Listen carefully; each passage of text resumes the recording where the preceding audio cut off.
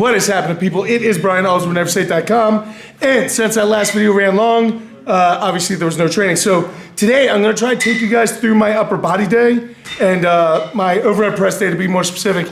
Just talk to you guys, catch you guys up a little bit on some of my training stuff that I've been doing, what my plans are, how this training's going, what my next couple months of training is going to look like, what this whole Rise series is going to be about. So yeah, hopefully if things go well, I'll be talking to you guys in between stuff.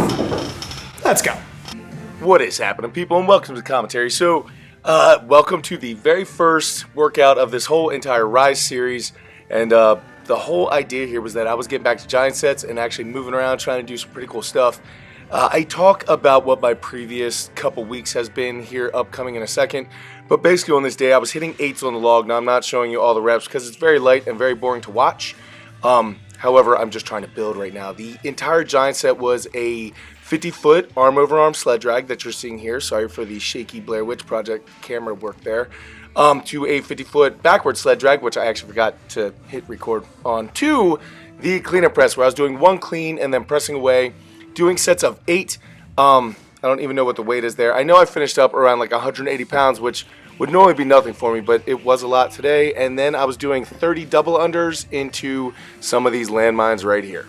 So as you guys can tell, today is more of a rep day for the log, just trying to get some stuff moving around. Now, for the past couple weeks, I haven't really been doing a whole lot other than like every minute on the minute workouts, meaning that like I will load 400 pounds on the squat, and at top every minute, I'll do 3 reps of that weight as fast as possible. And I've been doing that with a bunch of different body parts, just because while I'm trying to let my body heal, I was trying to keep it kind of light and fast and just let my body kind of recuperate, especially while I'm taking all these new chemicals into my system, trying to figure out what's gonna work, what's not gonna work, and not trying to overload everything so much at once so that I can't pick out exactly what the active ingredient is that's doing something for me, so I don't need to be taking things I don't need to take. But Saturday was actually the first day that I was actually able to get kind of a full workout in, where I actually had different components to it, like a strength component, assistance, conditioning, all that sort of thing.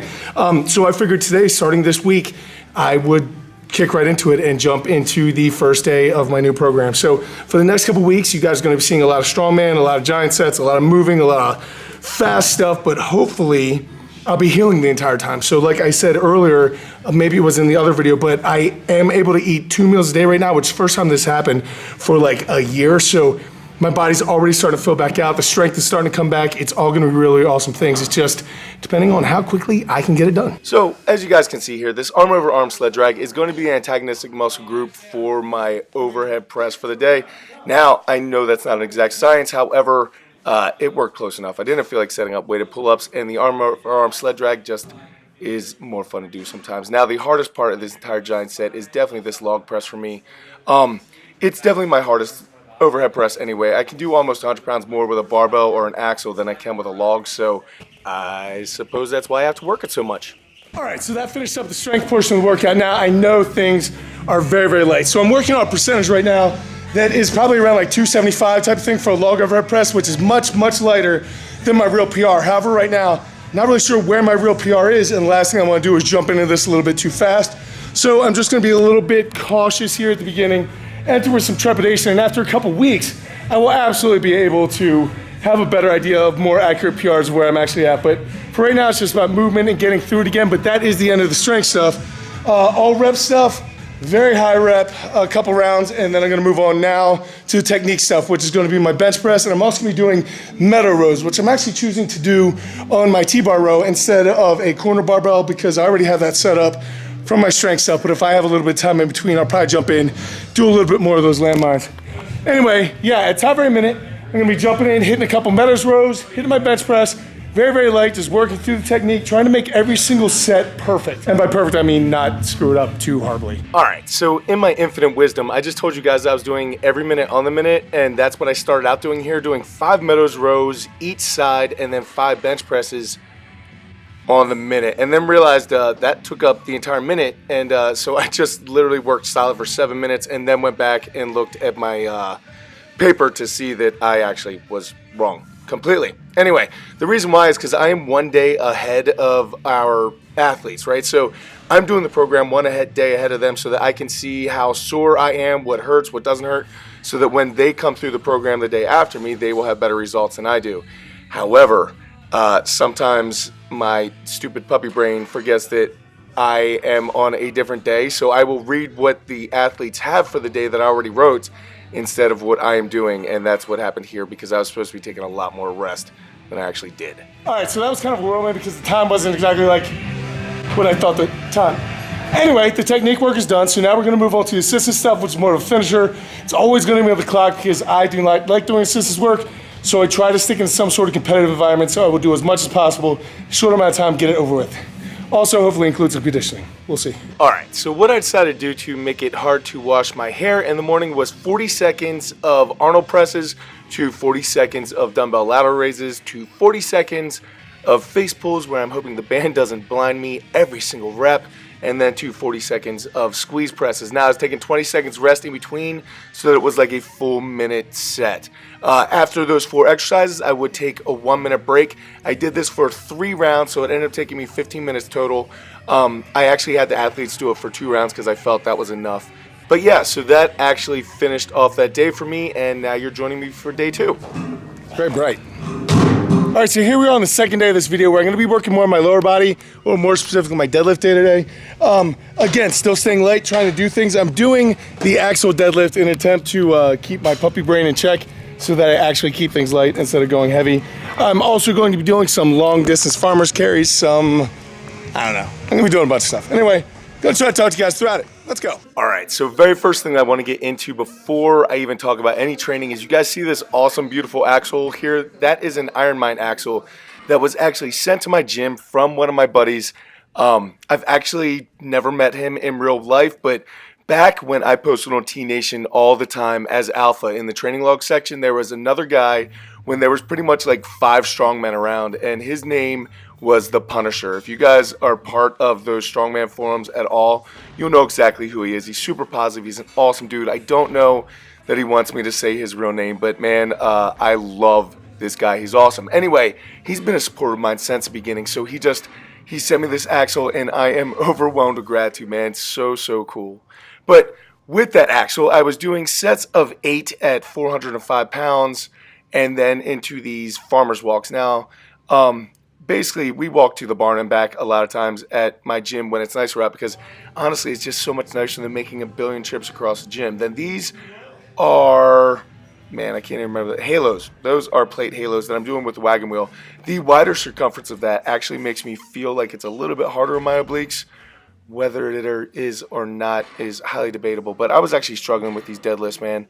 I came into this day pretty beat up. I'm actually talking to the camera less here because I was not feeling good.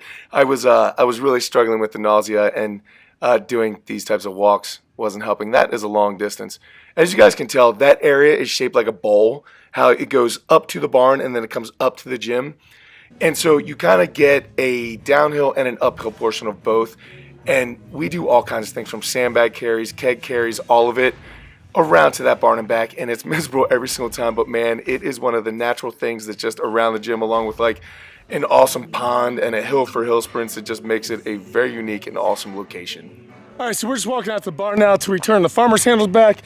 It's about 200 meters from the gym to the barn. So we actually use that kind of almost like a track. It works out pretty well for us, and doing long distance farmer's walks, of course, is not only great for your grip, for your biceps, your traps, your upper back, absolutely everything. I'd say right now, out of everything that I'm pumped about though, yesterday, so I did that overhead press day on Monday. Tuesday, I was off, just active recovery stuff. And then Wednesday is today. But yesterday, I was actually able to eat 3 meals, which is the first time that has happened in over 2 years. So just signs of getting better. I'm throwing up less and less, able to hold down food a little bit better, definitely putting on a little bit mass. It has all just been awesome stuff, guys. I am so thankful that I am feeling better, so thankful that I'm getting better, and I'm just pumped to be getting after it. So let's do this farmer walk. All right, now my most favorite part of this kind of land hazard that we have at the gym that we get to work in all the time is that you don't really realize how far away it is when you're actually looking at it, right? So you'll pick up something, for instance, one of my worst days ever, we had just made the 300-pound keg, and Billy and I were trying to carry it across the gym, and at the time, that thing felt like the heaviest object on earth. Literally carry it 50 feet, and we feel like we're gonna pass out. It was so terrible, right? So in order to get past this in my head, because I had it coming up in a contest, I decided that I would carry it to the barn and then back. Now, this was also one of Uncle Nick's first days at the gym.